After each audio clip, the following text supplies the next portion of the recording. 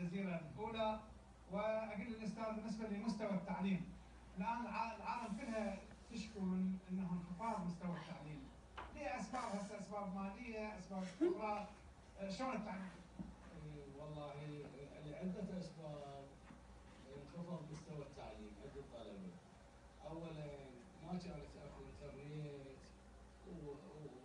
وهالسوالف هاي اللي جتنا والموبايلات الجديدة الحديثة، والطلاب مستهية ما تقرأ، هاي واحدة من الأسباب.